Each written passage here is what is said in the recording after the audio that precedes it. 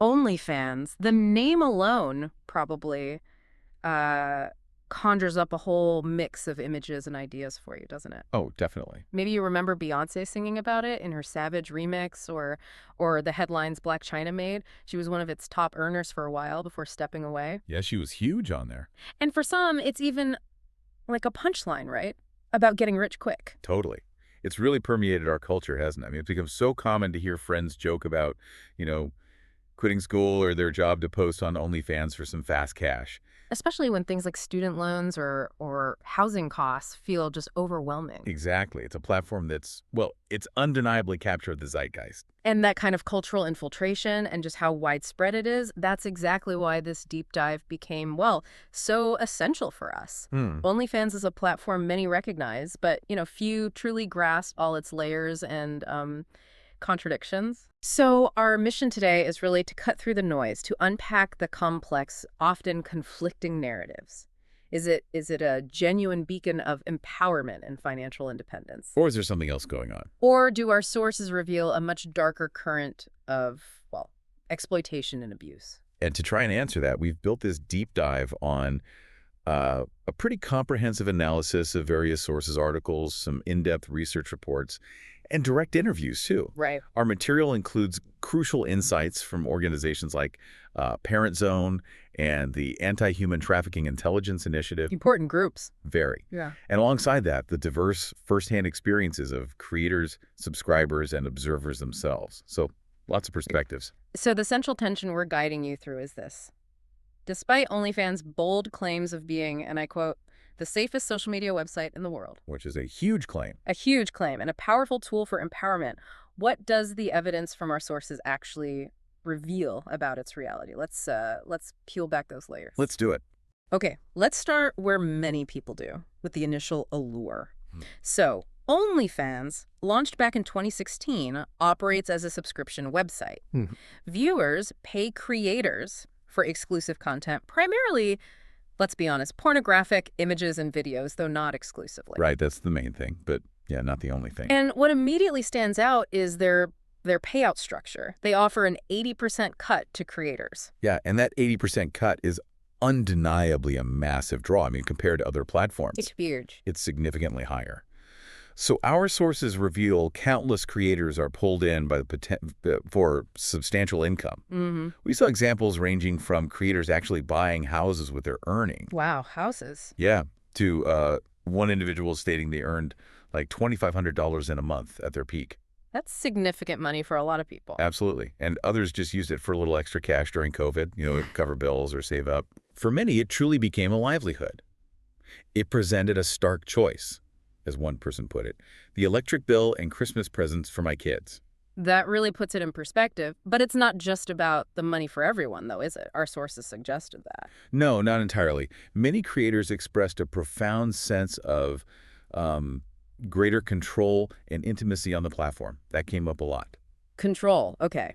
How so? Well, they feel they can cultivate a highly interested audience, people who are specifically there for them, and interact directly. Oh, well, One creator told us, I want clients that know me and accept me, while another shared, I enjoy talking with my followers. There's this perceived personal connection. yeah, that feels quite different from, say, traditional porn sites where it's more anonymous. Exactly. And beyond control, some young women specifically reported using OnlyFans as a space to share sexual content on their own terms. Right. Finding it a means to gain confidence, maybe explore their sexuality. Some even see it as a way to challenge societal taboos. Interesting. Did they give examples? Yeah, we found quotes like, I never thought anyone would pay to see me naked. It's been a confidence boost. I can see that. And another, I felt good about it because I felt like I was empowering myself as a woman and embracing my sexuality. So that narrative is definitely there for some. Okay, so we've explored the world through the creator's eyes, their motivations, their wins, their sense of control. But for this whole economic model to work, there needs to be an equally compelling draw for the other side of the screen, right? The subscribers. Absolutely. What did our sources reveal about the core appeal for them? Well, for subscribers, a significant draw is often about quality over just sheer quantity. And interestingly, a direct desire to support creators they like. Right, like patronage. Kind of, yeah. Yeah. The subscription model allows users to curate highly specific content, finding niches, far more easily than on those massive free sites. Makes sense. Less wading through stuff you don't want. Exactly. Yeah. And one user articulated this really clearly, saying, 80% of my money is going straight to the performer himself. They even compared it to paying for Spotify or Netflix. So valuing the content and wanting to pay the artist directly. Precisely. It's about feeling like you're directly contributing to the artist you value. That does make sense. It's a different kind of consumption, isn't it? Almost like a personalized broadcast. But beyond direct support, what was the psychological or emotional appeal our sources identified, especially with this idea of tailored sexual content and the perception of ordinary people? Yeah, that's a big part of it, is the appeal of perceived authenticity. Authenticity, okay. Many subscribers are drawn to the idea of ordinary people, or, the girl next door type on OnlyFans being more real and intimate than traditional porn stars. Right, less polished maybe? Perhaps. One quote vividly captured this. OnlyFans is like some sort of paid glyph experience. Wow, girlfriend experience. That's quite a statement. It is. However, and this is crucial, it's important to remember that even this perceived authenticity often involves its own form of editing and artificiality. Right. It's still a product being sold. Exactly. It's not always as raw or spontaneous as it might seem, but that perception of authenticity is a really powerful driver for subscribers. It really paints a picture of this digital economy that's increasingly built on supporting creators through direct payments. OnlyFans fits right into this wider trend of in-stream payment services like you mentioned, Twitch or Patreon, where users pay for content from specific creators. Yeah, it speaks to a real shift in how we consume digital content, maybe fostering a sense of community and direct support for independent artists. But, and there's usually a but, as we kept digging, I suspect we found that this perhaps rosy picture of empowerment and opportunity isn't the complete story, is it? You're absolutely right. No, it's definitely not the whole picture. Because despite OnlyFans' bold claims, safest social media website. Yeah, that claim again. Our deep dive revealed a reality that is, well, frankly, pretty disturbing in places. The evidence directly challenges that self-proclaimed status. It points to some significant vulnerabilities. And one particularly striking aspect here is how the platform's very structure, the paywall model. Yeah. While it's maybe intended for security, it actually creates these significant barriers for law enforcement. How so? Well, to investigate criminal activity like trafficking, police can't just, scan everything. They have to pay. They have to subscribe and individually investigate content behind these paywalls. Ah, right. So it slows things down immensely. Massively. And it makes it, according to our sources, easier for traffickers to hide their abuse because traditional data scraping methods just don't work there. And the data that has been uncovered is, well, it's profoundly alarming. Research has found an extremely high volume of profiles with indicators of child sexual abuse material, often called CSAM and/or trafficking. Oh, wow. What kind of indicators are we talking about? Things like visible bruising, distinct trafficking tattoos, maybe evidence of poor living conditions in the background, and what's tragically described as a 1,000-yard stare. It's chilling. It really is. One study found that 36%, over a third, of public Instagram accounts linked to OnlyFans creators were likely third-party controlled. Meaning someone else was running the account. Likely, yes. And 11% of individuals surveyed reported knowing minors who had accounts on OnlyFans. So this raises a critical question about the platform's ability to truly vet content and users effectively. Yeah, absolutely. And it also spotlights this unsettling rise of what our sources refer to as e-pimping. E-pimping, right. While OnlyFans takes its 20% cut from all creators, these e-pimps and sometimes management agencies take an additional cut, sometimes as much as 30%. So the creator is left with even less. Exactly. And this disproportionately impacts the average creator, right? It absolutely does. And this stark disparity is where that glittering facade of OnlyFans truly starts to crumble, I think. How do you mean? Well, while the platform kind of peddles the dream of easy millions, based on those top earners, Yeah. our sources reveal the harsh reality for most. The average individual producing content for OnlyFans earns only $180 per month. Wait, $180? 180 per month. on average. That's drastically different from the house buying stories. Completely. And nearly three-quarters, 73% of all earnings from the site are concentrated in just the top 10% of creators. So it's incredibly top-heavy. Incredibly. This isn't universal empowerment. It's more like a digital gold rush, where the vast majority are left with very little. It really contradicts the whole narrative OnlyFans promotes. Just $180 a month. Wow. When you put that next to the stories of millionaires, it completely reframes the conversation, doesn't it? It really does. And beyond the statistics, our sources uncovered some truly harrowing, just awful, real-world stories of exploitation. Yeah, some really difficult accounts. There's the account of a Wisconsin woman who was, well, tortured by her boyfriend. He spilled hot grease on her back and coerced into producing content for nearly 2 years. That's horrific. She earned over $400,000 apparently, but it was all siphoned directly to her abuser. God. And another woman in Arkansas faced threats of bodily harm if she refused to film herself for hours daily. Just constant pressure and fear. And we can't really ignore the high-profile case of Andrew Tate, can we? Yeah. He was charged with human trafficking in Romania. Right. That brought a lot of attention to this. He allegedly lured victims with what's called the boyfriend method, basically. Forming a romantic relationship first. Building trust. Exactly. Only to then coerce them through mental and physical violence into creating OnlyFans content. And the really disturbing part is that this case, unfortunately, seems to have initiated copycat schemes globally. A deeply troubling ripple effect. This all leads to a very stark conclusion from organizations like the Anti-Human Trafficking Intelligence Initiative. They state that it is highly likely OnlyFans.com is facilitating sexual crimes against innocent women, children, and teens. And that's a powerful statement coming from law enforcement and intelligence experts. It carries a lot of weight. It really does. And, the negative experiences aren't limited to outright trafficking, horrible as that is. Many creators themselves, even those not in those extreme situations, report really difficult working conditions. Right, like challenging that easy money idea. Exactly. That myth is challenged by those who describe working longer hours than previous jobs, feeling this constant pressure to post daily, sometimes multiple times a day. That sounds exhausting. And finding it incredibly hard to switch off from their online persona. It bleeds into their real life. Then privacy and safety must be constant anxieties, too. Huge anxieties. Creators take extreme precautions, like, not showing their face, covering distinctive tattoos, using new emails, separate devices. Trying to compartmentalize. Trying to, yeah. But they still face unavoidable risks, like their content leaking onto free sites or being doxxed. Meaning their real identity, address, things like that get revealed? Exactly. And the internet, as we know, never truly forgets. Once it's out there. It's out there. There's also the disturbing issue of insufficient age verification. Okay. How does that work or not work? Well, underage creators can potentially bypass the system with fake IDs.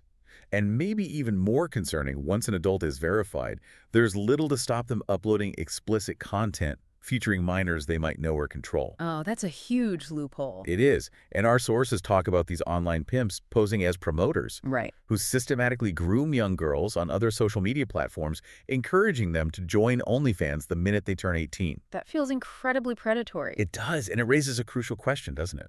About what's tolerated online versus what we absolutely never accept in the offline world. Yeah, that double standard. And the psychological toll you mentioned earlier, that seems profound as well. It really does. Creators report things like low self-worth, feeling narcissistic and hyper-aware of my appearance, constantly scrutinizing themselves. That sounds damaging. And struggling to separate their online persona from their real life, developing a distorted view on themselves and sex in general. Wow. One creator articulated it so powerfully. I could no longer look at my naked body in the mirror without thinking about it as something to be consumed by other people. Gosh, that really hits home, that loss of personal ownership. It fundamentally challenges that whole empowerment narrative, doesn't it? Completely. Some creators even assert that OnlyFans is, quote, no more empowering than working at a grocery store. Just the job, basically. Yeah, and that they may feel compelled to appear empowered and enthusiastic, put on a performance. To keep the subscribers happy. Exactly. To retain subscribers. Yeah. The long-term harms, ranging from reputation damage to doxing and stalking to general trauma, are a very real and concerning aspect for many involved. And it's not just creators who can have negative experiences, right? subscribers can also be impacted. That's true. We saw that in the sources, too. Some users describe their relationship with OnlyFans almost like an addiction. Addiction, how so? Leading to disproportionate spending. One example shared was a boyfriend spending $450 a month on subscriptions. $450 a month. Wow. And even buying gifts for creators, prioritizing them over his own girlfriend in the real world. Oof. That sounds like it could cause major relationship problems. Absolutely. And that kind of spending can certainly strain real-life relationships. There's a broader concern, too. Yeah. That regular explicit content consumption, especially that sort of intimate or girlfriend experience style on OnlyFans. Right, that perceived authenticity we talked about. Exactly. That it can blur the line between fantasy and reality, potentially distorting users' views on sex and relationships in the real world. Yeah. What expectations does it set? That's a really valid point. So shifting to the observer perspective now, what did our sources say about how people outside the platform view all this? Well, the debate on empowerment continues to rage there, too. Many observers strongly challenge the sexual empowerment narrative. Okay. On what grounds? Arguing it essentially encourages women to sexualize themselves for men, and that it's actually, quote, peak patriarchy, repackaged. So the opposite of empowerment. In their view, yes. There's also that serious concern we touched on about grooming. The idea that online encouragement for minors to join OnlyFans right when they turn 18 is basically grooming, and something that would absolutely not be tolerated offline. You wouldn't see someone hanging around a school gate doing that. No, absolutely not. That's a powerful comparison. And another hot debate among observers is simply, is it real work?